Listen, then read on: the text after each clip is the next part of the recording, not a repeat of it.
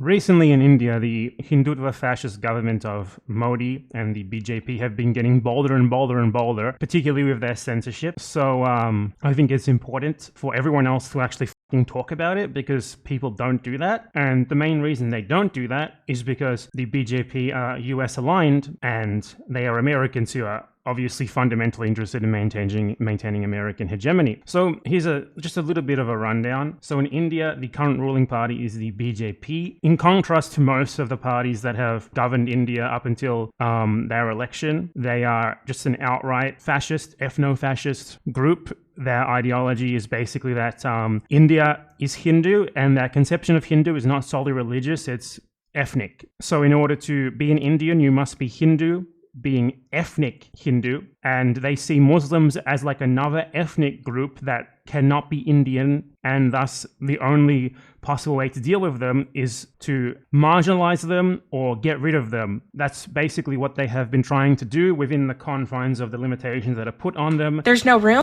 They can't come there. By the Indian state, by opposition to them, and especially by, obviously, international pressure, geopolitical pressure and stuff. You know, the US probably wouldn't like how bad it would look for them if Modi just started mass genociding Muslims in the street. The people who assassinated Gandhi were Hindutva fascists. The reason why they killed him, you know, there's plenty of reasons for a leftist to take exception to Gandhi, but the reason why they killed him is because he was secular and he advocated for the rights of Muslims. You know, Gandhi is someone who was probably the most internationally well-known and most well-regarded representative of Hinduism worldwide. Someone who outwardly presented with like Hindu cultural artifacts, like his signature robe and shit. He was still, for them, like a race traitor.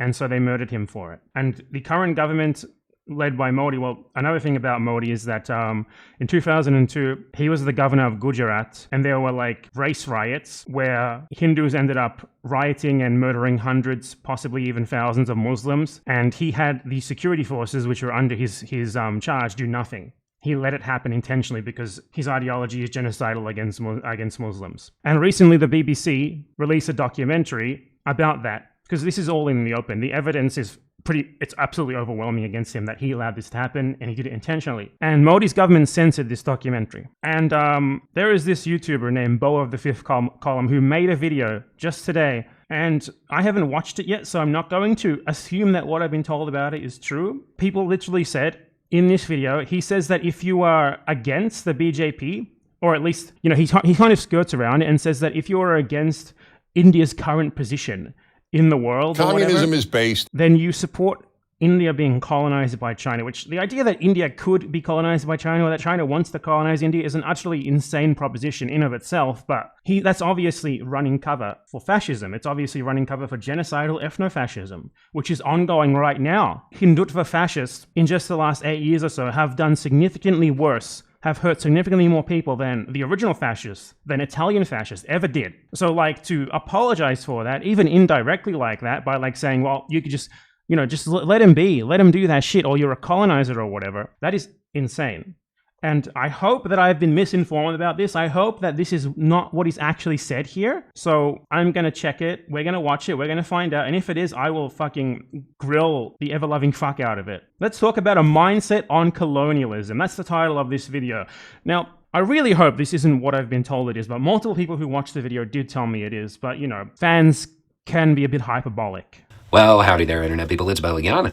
So today we are going to talk about a mindset that is becoming more common among a certain subset of people. And we're going to kind of dive into it a little bit because it kind of shows how a superficial understanding of something may lead people to develop opinions. Please tell me this is not actually the video about India, because this framing is insane. Yep, it is about India. It's about India. Oh my God. That are contradictory to the opinion that they say they hold. It's a video about how like communism being is based against the fascist Indian government is like a colonial mindset. I absolutely cannot fucking believe it. I absolutely cannot fucking believe it. This is supposed to be like a leftist YouTuber. Belief that they believe to be right and good and true. So we're going to talk a little bit more about India. This framing is insane. Their foreign policy decisions. In a recent video, I talked about how foreign policy decisions. India is getting ready to step into a new role. They are going to become a much more powerful nation. And new role. That's just a really weird framing, because what has changed in India in the last few years, since the fall of the Soviet Union, the only thing that has changed is India. In India is that more secular, like liberal, secular, more secular nationalist governments, and more ethnically and religiously inclusive governments have been replaced with a Hindu nationalist, overtly fascist government. So this framing here of India stepping into a new role, that's all that has changed here is that. So he is positively framing the only real meaningful change that has happened in India, which is a takeover by an overt fascist government as like something good and new and that we all need to respect, or you're colonial. Part of that role is basically checking China. What the fuck? Part of that role is role for whom? Who is this role for? Like, if India has a role, like we have to assume it's like part of a team or something, right? Like it's part of some sort of wider geopolitical bloc. So this guy is basically talking from the perspective of an American imperialist, saying India is stepping into a role on our behalf. We need India to check China. We need India to fight China on our behalf, to be against China on our behalf. That is an absolutely insane thing to say. Its role is to check China. I mean, India is not like a sentient entity or anything. India is like a bureaucracy which is also subject to the geopolitical whims of other states. Right now, mostly the USA. Since the fall of the USSR, India has pretty much been just like a subject nation of the US. He's talking about India like it's not a place where people live. It's not a place where people live and die, where they have dreams and ambitions, where they suffer. It's just a place that has a geopolitical role in the service of US geopolitical interests, which is to check China.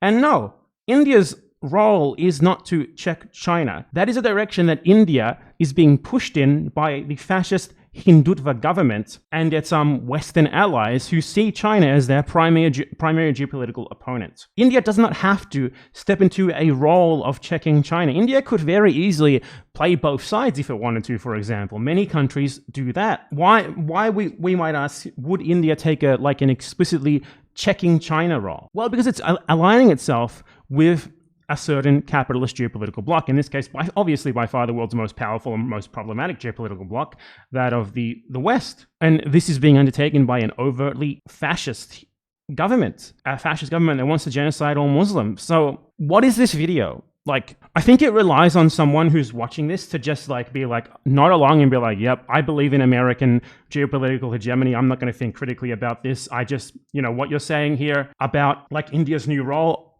sounds good to me. I'm already on board with this. But when you think about what he's saying, it is just fundamentally Western propaganda in support of Western geopolitical hegemony, because he can only see India as basically like a piece in a chessboard which the US can manipulate against China in a great game. Unfucking believable. So it doesn't matter that India is ruled by genocidal fascists. It doesn't matter, because all that matters is that they are siding with us. Way. There were a number of people who didn't like that for various reasons. But we're going to talk about one particular reason that people didn't like it. And there were some very colorful comments about this in the comments section under that video. And then a couple of people sent messages expressing the same idea, the same take. And that take is that India's doing it wrong. They're messing up. They shouldn't be trying to check China. They should be leaning in and becoming more friendly with them, because of the United Kingdom's actions during colonialism. What? What is he even trying to say here? One, why shouldn't India want to be more friendly with China? A massive, incredibly important trading partner, very important neighbor. Why shouldn't they? Logically, if we remove this from the context of wider geopolitics involving the US, why wouldn't they? Why wouldn't India want to cultivate friendly relations, as friendly as possible, with every country in the world? There's no logical reason for it. So we must ask, why is it that they don't then? Well, very simple reason. They currently have a fascist government that is geopolitically aligned with the USA. This fascist government is also very militarist. Obviously, they're going to be primarily militarist against Pakistan because that's the big boogeyman. That's India was partitioned into two countries and most of the Muslims went to Pakistan. They hate Muslims. That's expected. But them shifting to like a very antagonistic stance against China, that's not a good thing. It's not a good thing for them. It's not a good thing for anyone.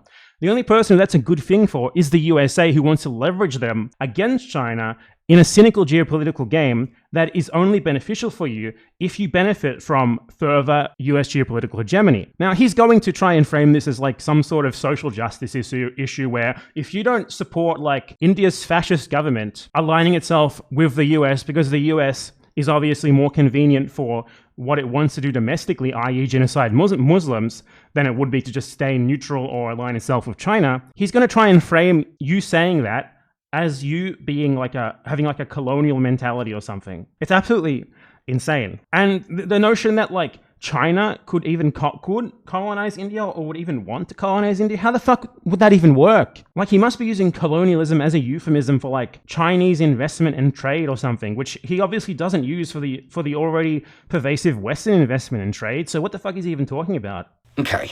That is a wild take, and How is that a wild take? Holy shit. We'll get to why it's, in some ways, he doesn't know what he's talking about. I would be surprised if he could point to India on a map. Kind of absurd.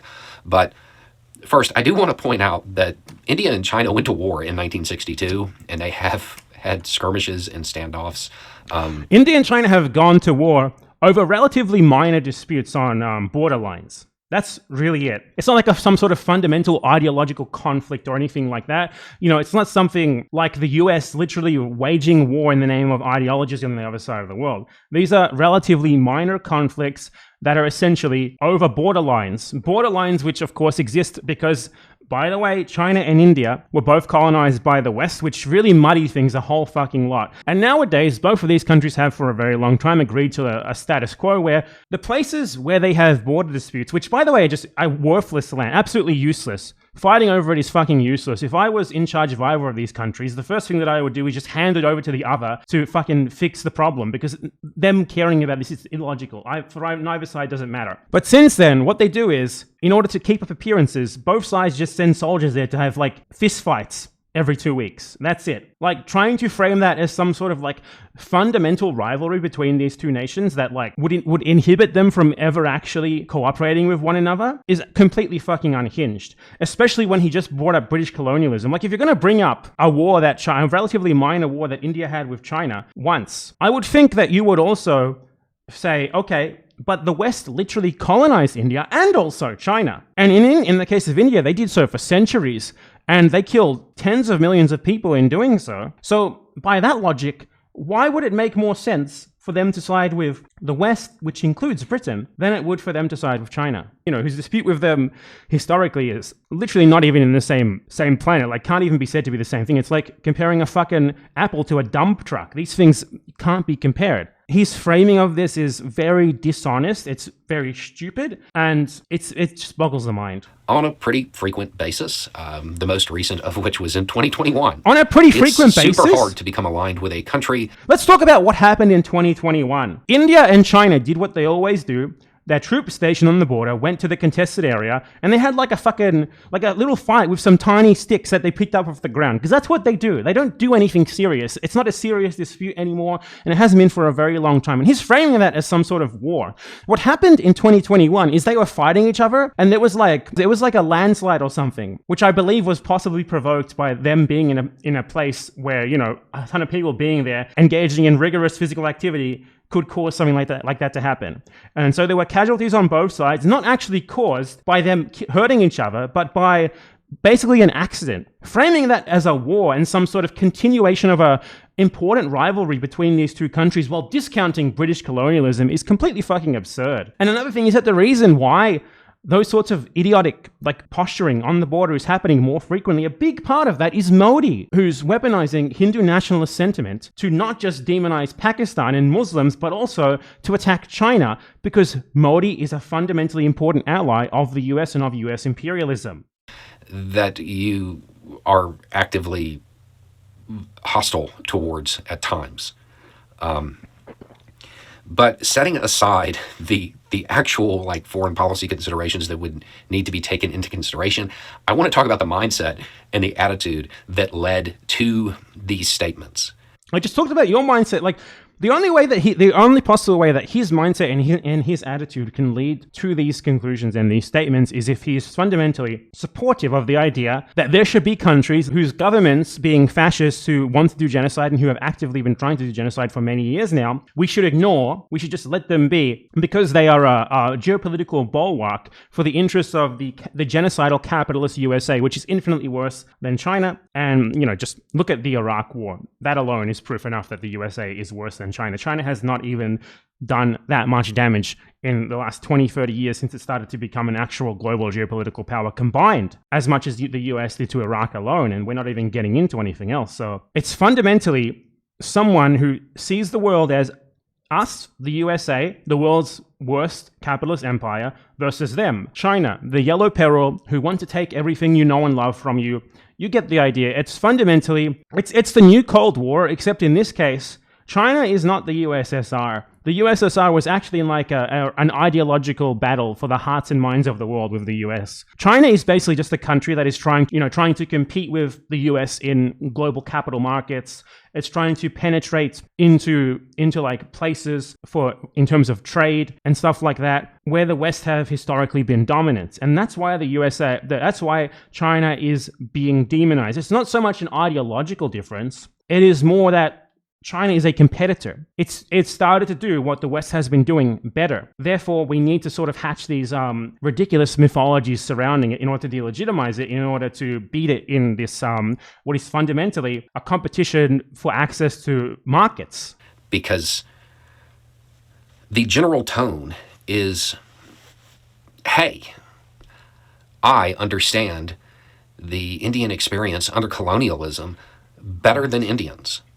He's using fucking standpoint epistemology to be like, dude, you are literally denying the experience of colonialism of Hindutva fascists. You want to know how Hindutva fascists see colonialism? The reason why Hindutva fascists denounce British colonialism is because the British used divide and conquer tactics where they set Sikhs and Muslims against Hindus. And what the Hindutva movement says about colonialism is basically, the fact that so many Muslims were collaborators with the British because the British gave them incentives to do so, the British gave Sikhs incentives to do so, etc., is because Muslims cannot be Indian, because Muslims innately are not Indian. They can't be Indian. That is specifically why they talk so much about British colonialism, while also paradoxically today aligning themselves with the West. It's fundamentally just a way for them to hate Muslims more. So yeah, I can talk about that. And this idea that you need to use standpoint epistemology to accept the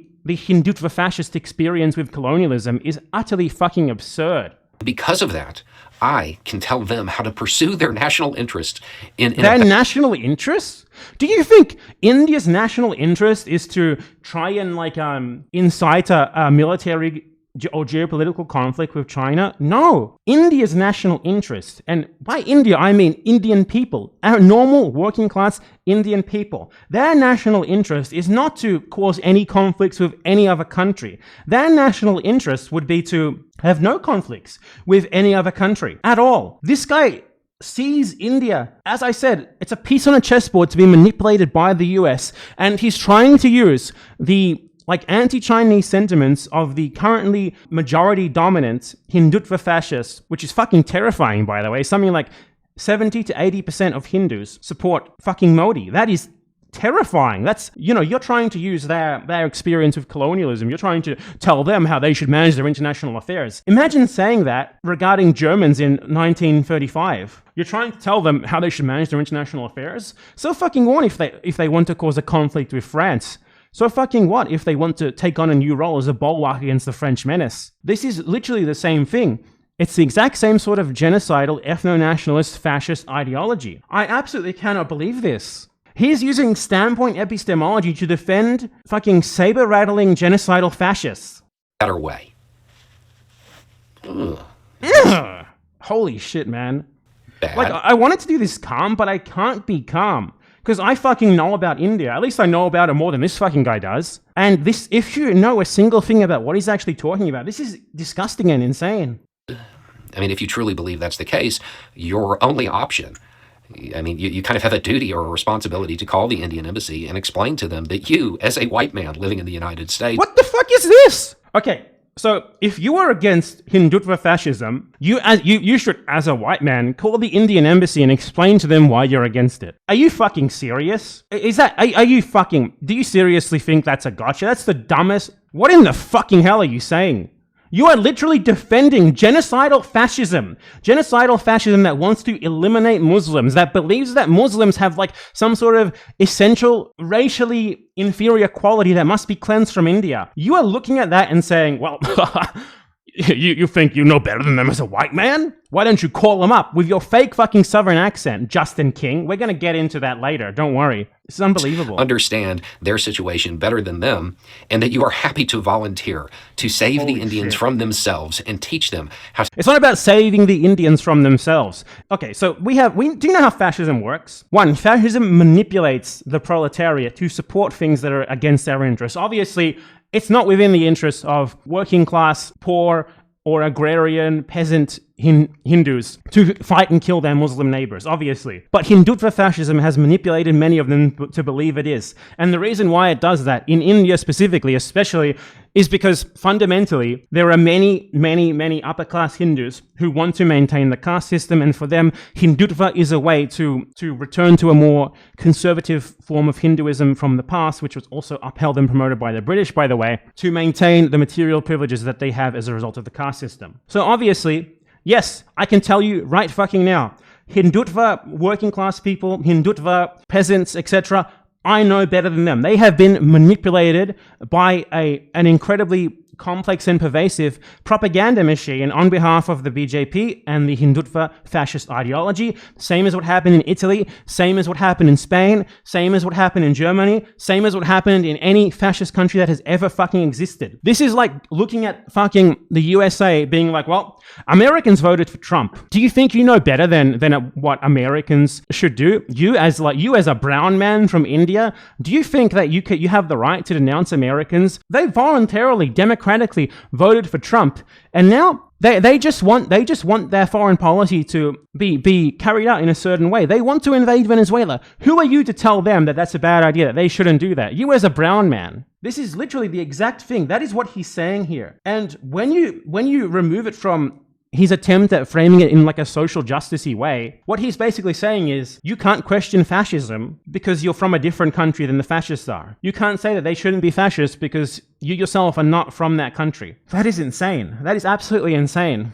Like, you apply it to his own context, and it's just straight up apologism for fascism. Obviously, it's apologism for fascism as well in India. Like, holy shit. To interact with the rest of the world in a civilized manner.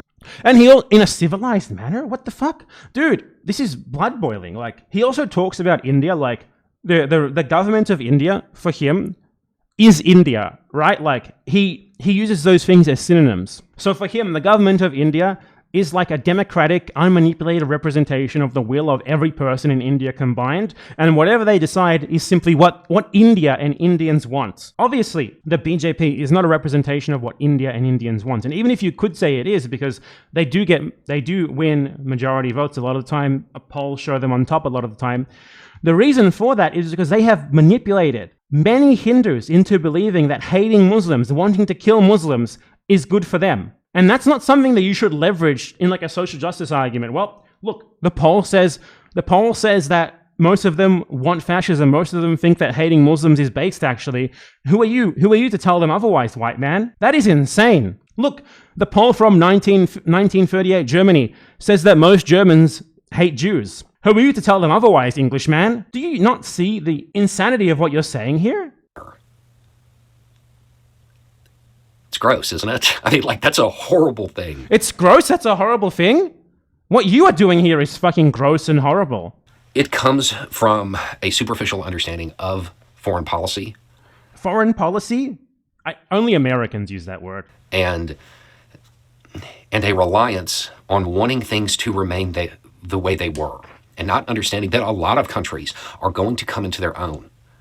And This guy seems to use the term coming to their own to mean being overtaken by a fascist government that will geopolitically align itself with the USA, to the detriment of most people in that country, to the detriment of most people in the other country, to the detriment of most people in the world, really. Because US global geopolitical dominance is terrible for most people in the world, because the US aggressively and pervasively spreads neoliberalism the world over, and neoliberalism hurts people. Neoliberalism impoverishes people. Neoliberalism makes people hungry. Neoliberalism kills people. China doesn't do that. Even if it wanted to do that, it doesn't have the power to do that. And if China did want to do that, the US would fucking love it. The US would be in love with China right now. But it doesn't do that. So the only thing that he can possibly be talking about here in terms of coming to their own, it's a euphemism for becoming more aligned with a fascist government, becoming more aligned with the US geopolitical interests. And he's framing that as like independent Indian foreign policy that apparently Indians have democratically decided on, rather than it's something being imposed upon them by a genocidal fascist US-aligned government. And they don't want to bend their knee to China. Who's they? What does bending their knee to China mean? Like, this guy sees anything but like overt, enthusiastic, deep-throating alignment with US, with the US military, with US global hegemony, with neoliberalism as deep-throating China. Are you fucking kidding me? It's not becoming a country bending the knee to China. It's going to be under the thumb of some other nation. It literally is. It's under the thumb of the USA. That's why you're making this video. India is subject to US geopolitical hegemony. The BJP represented a general change in Indian foreign policy in that they started to align themselves much closer to the Western Bloc. You know, they are fundamentally neoliberal, in the same vein as someone like fucking Augusto Pinochet was. And that the US obviously fucking loves that. But the thing is, the US doesn't love that China is now a competitor for them in international markets. So this mode of neoliberalism things need to change, because previously neoliberalism meant the US and the EU, etc., would have free reign to do whatever they wanted in a country's economy. Nowadays, China is a valid competitor. So why does the US support Modi? It's not just because of the neoliberalism, which obviously they love. They also support Modi because he is fundamentally anti-China. Because excluding China from Indian markets as much as possible, etc., means that the US, Europe, etc., do not have to worry about competing with China in India anymore. You talk about people who don't know about foreign policy. You clearly have no fucking idea. You have no material understanding of what you're talking about. You couldn't even place India on a map. Why am I even watching this? Just a nuclear power that is going to start operating multiple carrier groups. There are countries in NATO that don't have a single carrier group. What the fuck does that have to do with anything? Dude, they're starting to operate multiple carrier groups? Dude, you understand the US patrols the oceans of the entire world with multiple carrier groups already. It patrols the oceans literally of China with multiple carrier groups. Like, what the fuck are you even talking about here? He's trying to frame it like China is going to invade India. China is going to invade India. That is completely insane. That is an absurdity. It's like me saying, we all need to oppose the USA because the USA wants to literally invade Mexico. That's obviously not going to happen. We all do need to oppose the USA, but not because they want to literally invade Mexico. Can you imagine China invading India? Like, what are you even talking about, dude? You think China's gonna start sending aircraft carriers to fucking bomb fucking Mumbai harbor or something, and they're gonna make a fucking shitty movie about it 50 years later? What insane mentality is this that you're operating from? Like, I have to fill in the gaps because he doesn't justify what he's saying at all. They are going to become a pretty powerful country. Way more than they are now. There are some people who are like, you're kind of downplaying how much they force project using soft power. Yeah, I mean, that's valid. I did. What's soft power? I don't think he knows what soft power is. Soft power is not sending aircraft carriers to like a nation's ocean. That's very hard power. It's literally physically existing military hardware that you're sending to intimidate another country. The US does that everywhere. Why aren't you talking about that? That's so fucking weird. China doesn't do that everywhere. The US sure does. Because this was more focused on the military aspects of it. Because now they're going to have the carrot and the stick, so to speak. This is incoherent. This guy, how does anyone watch this? This attitude of wanting countries that, for whatever reason, the person views as lesser, to bow to a...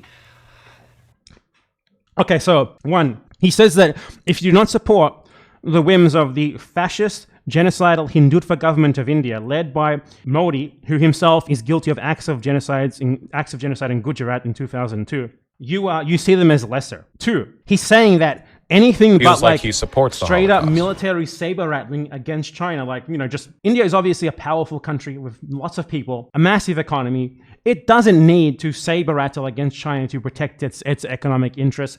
It can absolutely trade with China fundamentally as equal as really any country could possibly do.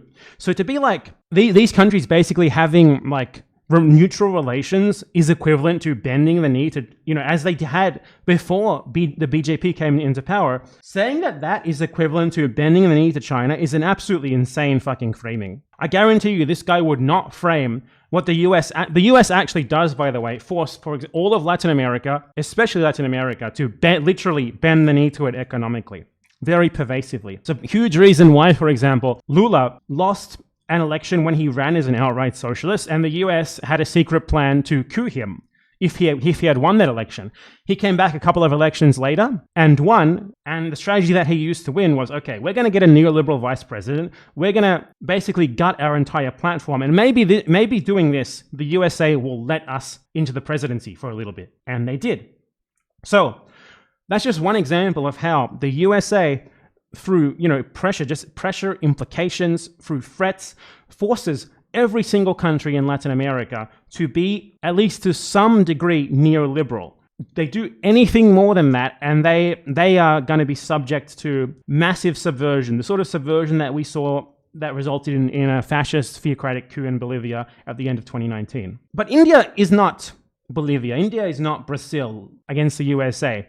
India is a massive economy, biggest country in the world in terms of population now. It is not a country that could possibly be manipulated and that would ever have to bend the knee to China. China obviously knows that too.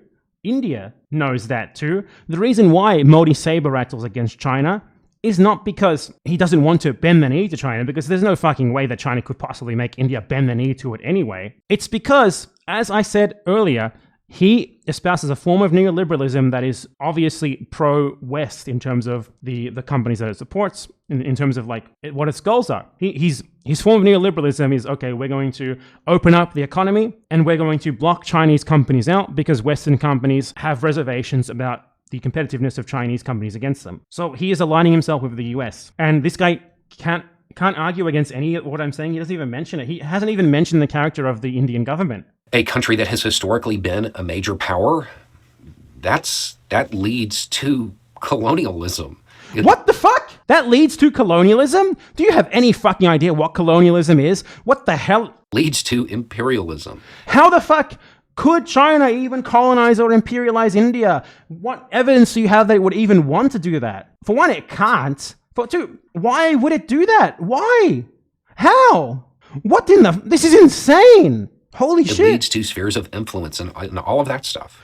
India is under the USA sphere of influence right now. Beforehand, it wasn't under anyone's sphere of influence, really. Obviously, it was very much manipulated by the hegemony of Western capital, of US banking institutions, the IMF, stuff like that. But it wasn't particularly overtly a declared part of anyone's sphere of influence. Now it's part of the USA sphere of influence. You're not complaining about that. You're complaining about an absolutely insane scenario where China colonizes India and makes it part of its sphere of influence instead. You're worried about a hypothetical when the USA is already doing what you claim China wants to do. This is insane. And it's a take we're seeing more and more frequently. We see the same thing with Ukraine. You see that moment where they're like, well, Ukraine is part of Russia's sphere of influence. That is a colonial mindset. That is an... Ukraine is also part of the USA's sphere of influence. You don't have an issue with that. Imperialist mindset. Ukraine is a country. How is this not an imperialist mindset? This guy basically is arguing from the standpoint where when the USA does it, it's okay. That, that's not a sphere of influence. That's not colonialism. When the USA's enemies do it, that's when we need to start strategically weaponizing these terms that we don't understand, nor do we want to understand, because we only talk about them to further out when we see them as useful to further our own geopolitical interests. This is absolutely insane. How could anyone watch this and think this is insightful? They're allowed to do as they want. Ukrainians and Indians get to determine their own. I'm so sick of explaining this to you people, but Okay, the government of countries, very rarely do they ever actually represent the people who live in those countries. Okay? The state that Ukraine is in now is fundamentally, it's not particularly caused by the USA. Obviously, no one forced Russia to invade Ukraine. But the fact of the matter is, the state that Ukraine is in is fundamentally linked to the neoliberalization efforts in the post-USSR world, particularly in Eastern Europe, obviously. There's a reason why. To be a US-aligned government in Ukraine, you need to fundamentally undergo a series of economic reforms that the US wants you to undergo. That's why, for example, Zelensky's government has very clandestinely pushed through the destruction of labor laws, for example, during the war. They've been using it as like a convenient cover to push through some of the fundamentals of neoliberal shock treatment. And a big reason for that is because, for example, to join NATO, one of the conditions of joining NATO is that your country needs to be fundamentally neoliberal. To join the EU, your country first needs to reform your economy under the prescriptions of neoliberalism. To get a loan from the IMF, your country needs to do structural adjustments, they call them, which again is impose neoliberalism. So we're not just talking about spheres of influence here. We're talking about impositions of economic systems, impositions of, regardless of what you say about these people, Ukraine wants to do this, India wants to do this. That's not how it works. The people who rule Ukraine, whether they are Russian aligned, whether they are American aligned, they don't represent like some sort of pure, unmanipulated will of a people. They represent a bureaucratic state entity known as Ukraine or as India. A bureaucratic state entity, which in the case of Ukraine is fundamentally very weak and very, very ripe for manipulation by other countries. So when you look at Ukraine, you're like, this is just what Ukrainians want. Obviously, Ukrainians don't want to be invaded by Russia. That much is a fucking given. But I don't think Ukrainians, if you had asked them after experiencing the horrors of post-Soviet Union neoliberalization, and asking them again 10 years down the line, so do you want to be invaded by Russia? Yeah, of course they'd say no. But ask them, did you like the forced economic shock treatment that came with that impoverished you and your family for generations? I bet they'd tell you no. So to act like states are like unmanipulated representatives of a people, of like a group of people, and what they say about like what their country wants to do or what it should do is also representative of that, is absolutely insane. It is, as I said earlier, it is like pointing to the fact that Donald Trump was elected president and being like, well, what are you going to do? You're just going to tell these people that that they made the wrong choice, that they don't know how to pick who should rule them? Yeah, I fucking am. Absolutely. Abso-fucking-lutely. No fucking question. Yes, I do. I will tell them that happily, and I'll do it anywhere else as well. Foreign policy. And saying that they're making this drastic error because of colonialism, something that they experienced, that's wild. This isn't... Holy shit, this is literally, like, he doesn't have any sort of material analysis of the actual situation.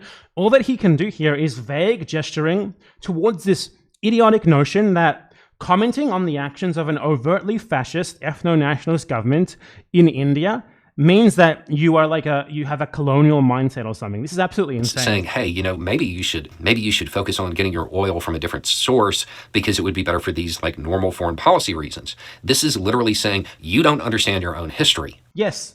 It would be better for, I don't know what he means by foreign policy reasons, by the way. Only Americans use this term. But yes, it would absolutely be better for India to cultivate friendly relations with a massive, globally important neighbor and economic power. It would be hugely advantageous for it compared to being like antagonistic towards it. Yes, absolutely. Yeah, yes, that's uncontroversially true. It's like saying it's in Mexico's best interest to cultivate friendly relations with the USA. Yes, obviously, the USA is the world's most powerful economic power.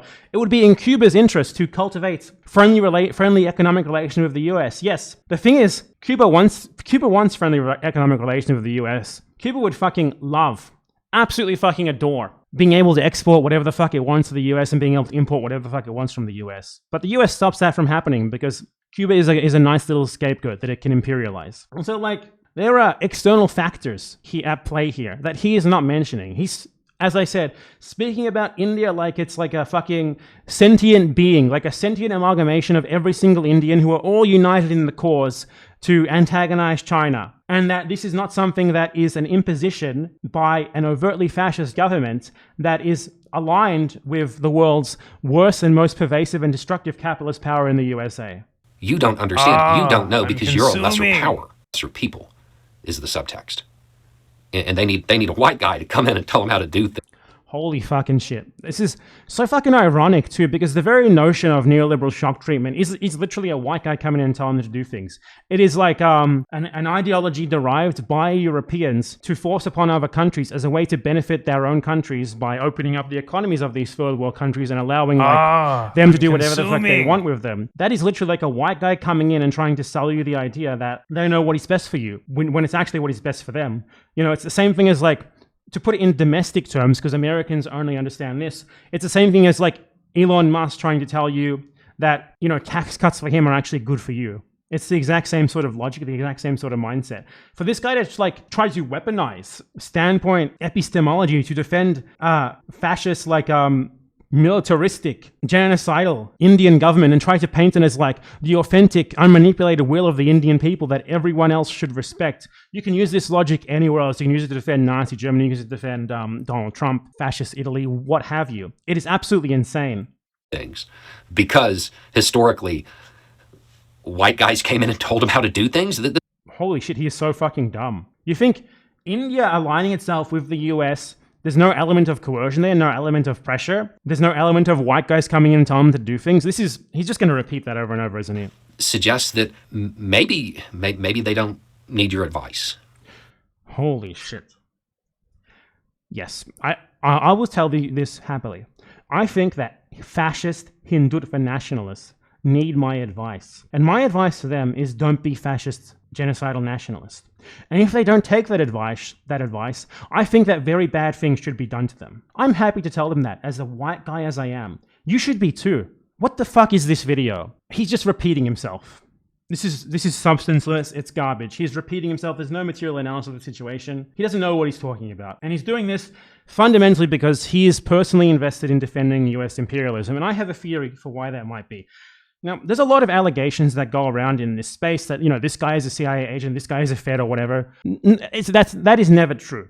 Vaush is not a Fed, he's just an American imperialist dumbass, because that's, you know, what you would expect of an American, basically. It's normal. This guy, however, we have very real reasons to suspect that he might actually be controlled opposition. Beau, the fifth column's real name is Justin King. Justin King was convicted on federal US charges in 2007 for a number of crimes, and the prosecutors also wanted to pin him with other more serious crimes that they decided not to because he pled guilty. So let's go over that. Now, firstly, I want to say that if someone is a people smuggler in that they simply get people visas in illegal ways to allow them to enter a country, I don't particularly care. That's fine, whatever. So I want to say that first. But what Justin King did was not that. If you were aware of the way that slavery works in the Gulf states, what they do is they make people from poor countries, pay them to, like, you know, get them like a visa to bring them into the country.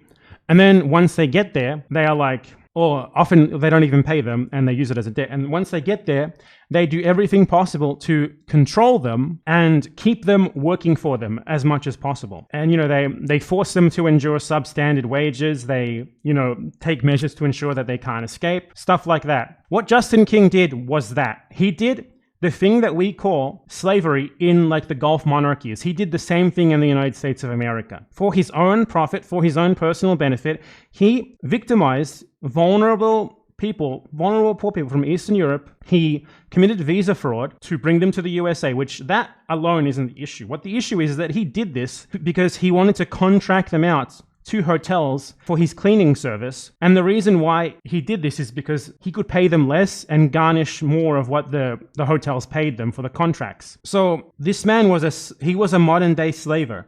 As much as slavery can possibly exist in much of the modern world today, he engaged in it. So when we're talking about him making insane videos like that fundamentally, and the reason why I'm talking about this after the video rather than before is because I don't want people being like, you know, you're only attacking him on a personal level. That's not true. I fundamentally disagree with him on the politics, and I didn't want people to use me saying this as a scapegoat to avoid the politics, because I've already explained why he's wrong. Now I'm explaining to you why I think he might be motivated to be so wrong. These are separate arguments. So he was convicted on federal charges and he took a plea deal to avoid charges for human trafficking and forced labor. Let me show you. No, this is paper from the Florida State University Center for the Advancement of Human Rights that uses his case as an example of human trafficking and forced labor in the USA. So Justin King, aka Beau of the fifth column, was at the head of his local operation in a human trafficking ring. As it summarizes here, Justin King was employed as the front man for Eurohouse, negotiating new contracts with hotel owners and communicating with state and federal agencies to further the conspiracy. As part of his role in the criminal operation, King submitted over 1,000 fraudulent visa applications. King and his co-conspirators were found to have brought in over 200 foreign nationals to work as hotel housekeepers through the use of these illegally obtained visas. So what he used the front of a legitimate contracting business that would contract foreign workers on temporary visas, and then used corrupt contacts that he had in the US Migration Department of State, to give him way more visas than what his company actually needed to fulfill their contractual obligations. And he then used these extra people who they imported, he put them into barracks and started contracting them out illegally on the side, informally, in order to basically force them to work for him, because they were indebted to him, because obviously he had done all of this for them. And they believed that their visa was real. That's another thing. They believed that their visa was real, so they believed that they had to keep working for him in order to stay in the country, because their stay in the country, at least from what they believed, was conditional on them working for his company. So they didn't really have any way to complain about this. They didn't have any way to escape. The vast majority of the workers were females between the age of 19 and 23. Fucking insane that this guy is a massive Slava Ukrainian guy now, considering that he literally human trafficked and enslaved young Eastern European women. Many had been promised non-existent jobs when they were recruited in their home countries. Upon their arrival in the Florida Panhandle, they were instead employed for substandard wages by Eurohouse, that is the company through which Justin King was a very important high-level worker for, and assigned to work in local hotels and resorts. Eurohouse operated as a labor subcontractor, providing services to hotels such as the Sanderson Hilton. Eurohouse was able to offer the low bid on labor contracts precisely because they did not pay federal minimum wages to their employees. There you go. So he smuggled them into the country, and then because he smuggled them into the country, his company was able to win bids on contracts because they were paying them below minimum wage. He was stealing from them. This is communism forced labor. Is based. This is exactly what they do in the fucking Gulf states. They further charge the students between $1,500 and $2,500 each for visa processing, job placement, and transportation fees. In addition, the young workers were charged to stay 15 or 20 persons per condominium throughout a variety of locations throughout the Panhandle.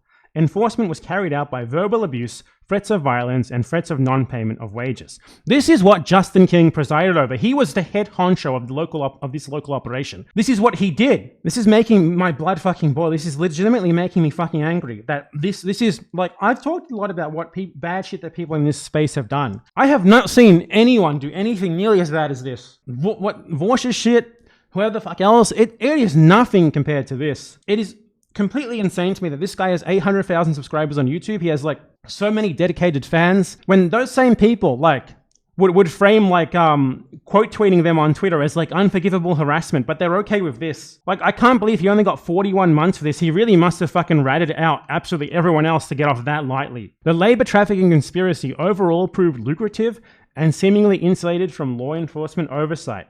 Because the victims were exploited on a temporary basis, they most often simply chose to return home at the end of the summer without reporting the exploitation or participating in an investigation. So, human trafficking charges were not a part of the prosecution, and obviously this is because he pled guilty, and he likely had some sort of agreement with the state as a result of the obvious fact that he was incredibly guilty and highly implicated, being the head honcho of the local operation. So, the US Attorney for the Northern District of Florida later noted that the criminal behavior had in fact included all of the elements that would have established forced labor under American law.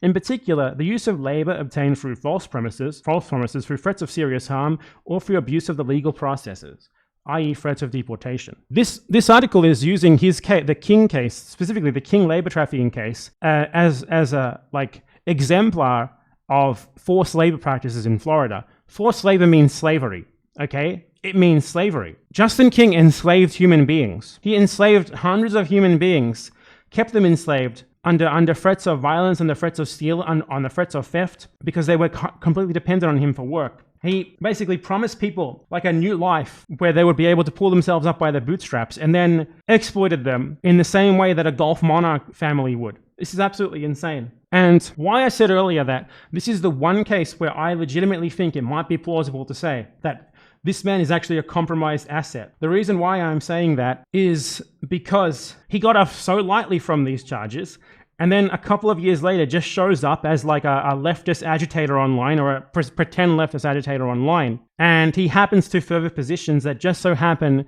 to direct people towards siding with the US geopolitical, foreign policy, etc. line, and that are fundamentally aligned with global neoliberalism in general, etc. He got off incredibly lightly. The prosecutor themselves said they could have literally charged him with forced labor. Feels like he supports the Holocaust. Not just human trafficking, but forced labor. And they chose not to. Why might they have chosen not to? Well, I think it might be related to the fact that immediately afterwards, he basically became controlled opposition on the internet. This is the one case where that might actually be a plausible explanation. You know, the guy is just incredibly supportive of US geopolitical dominance around the world. Obviously, as we can see from the video that he just made, where he ran cover for a US-aligned, genocidal, fascist government by being like, well, you think you know how better to run India than Indians do? You think you know that? Huh? That's a colonizer mindset you've got there.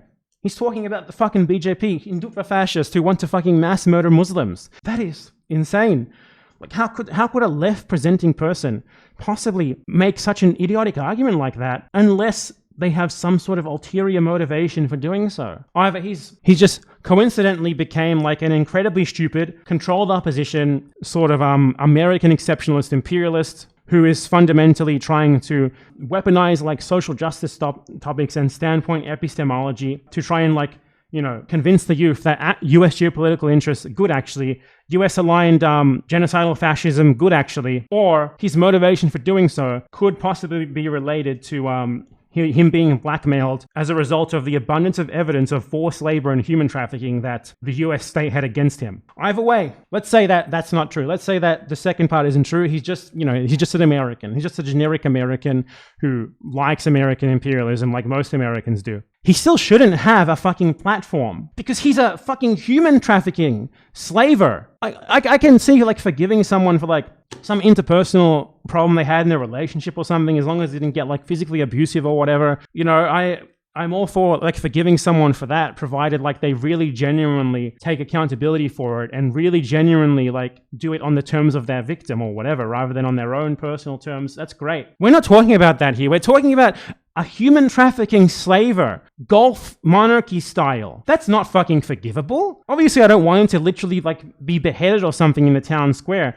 But he certainly shouldn't be preaching about what leftism is online and telling people that having an opinion against the fascist government of India makes you a colonizer. That's fucking insane.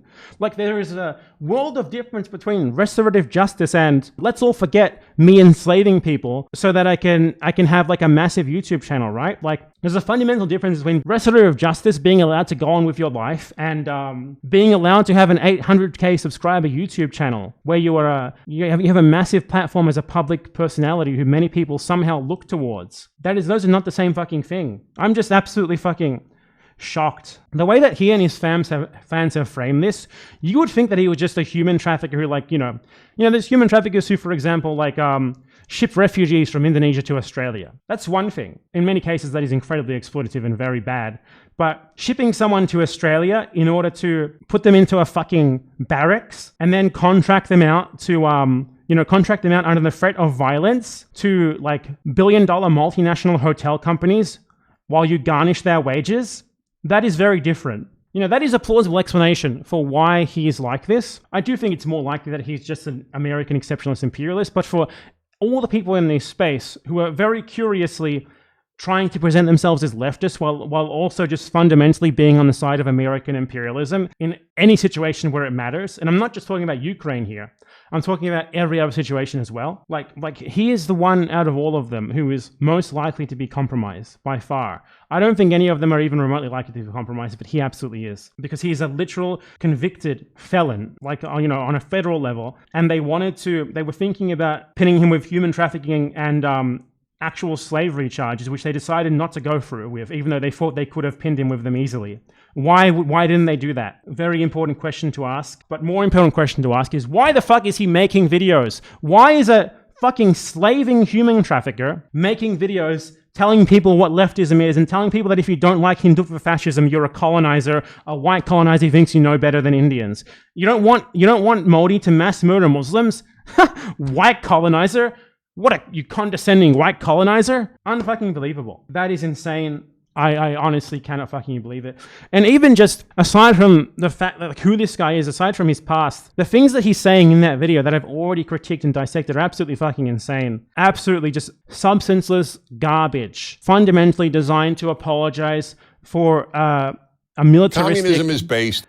genocidal fascist regime. Man, what a joke. This fucking makes me so angry, man. I need to talk about India more because Indians are really putting themselves at risk doing it these days. Even if you don't get attacked by the government, which you very well might, they toss people in prison for critiquing them nowadays. You put yourself at the risk of being like murdered by fucking BJP mobs. They have like death squads, like fucking motorcycle death squads and shit, dude. Like as shitty as like the fucking the Congress Party have always been, as shitty as the liberal secular Indian nationalists have always been, compared to the BJP, they are fucking saints. And it is absolutely fucking insane that people are running cover for them like this and being praised as leftists, social justice furthering leftists for doing so. Yay, thank you so much for speaking for the Indian people, Beau, the fifth column. Thank you so much for speaking for Hinduism fascism, Beau, the fifth column. Yay.